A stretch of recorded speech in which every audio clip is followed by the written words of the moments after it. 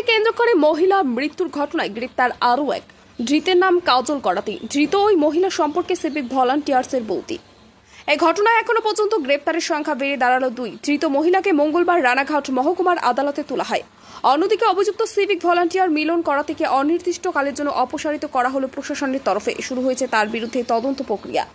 এখনো পর্যন্ত এই ঘটনায় সিভিক ভলান্টিয়ারের দাদা অসীম করাতি ও বৌদি কাজল করাতিকে গ্রেপ্তার করল পুলিশ। তাদের বিরুদ্ধে ভারতীয় দণ্ডবিধি 108 ধারায় 3/5 ধারায় মামলা রুজু করেছে পুলিশ। উল্লেখ্য, দিন কয়েক আগে নদিয়ার শান্তিপুর থানার অন্তর্গত নৃসিংহপুর এলাকায় ভোরবেলা সরস্বতী দে নামে এক মহিলা ফুল তুলতে যায়। তখনই তাকে চোর অপবাদ দেওয়া হয়।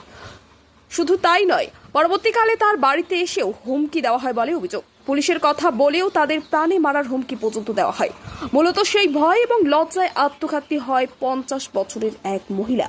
এরপর এই পরিবারের তরফে ওই সিভিক ভলান্টিয়ার সহ মোট 4 জনের বিরুদ্ধে লিখিত অভিযোগ দায়ের করা হয়। অভিযোগের পরিপ্রেক্ষিতে সিভিক ভলান্টিয়ারের দাদা অসীম করাতিকে গ্রেপ্তার করে পুলিশ। মঙ্গলবার মূল অভিযুক্ত সিভিক ভলান্টিয়ারের বৌদি কাজল করাতিকে গ্রেপ্তার করে পুলিশ। আজ তাকে আদালতে তোলা হয়। অন্যদিকে এই ঘটনার পুঙ্খানুপুঙ্খ তদন্ত করছে শান্তিপুর থানার পুলিশ। অনেক বছর ধরে আমার পছন্দের গয়না সঞ্চয় করেছি।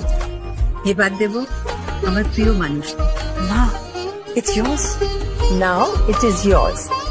আমার পছন্দের গয়না আজ থেকে Sohan, pure and precious Orient Jewellers. যদি এখনও আমাদের খবরের দর্পণ চ্যানেলটি সাবস্ক্রাইব না করে থাকেন, তাহলে এখনই সাবস্ক্রাইব করুন, সঙ্গে বেল বাটনটি ক্লিক করুন আর পেয়ে যান সব খবরের দ্রুত ভিডিও আপডেট।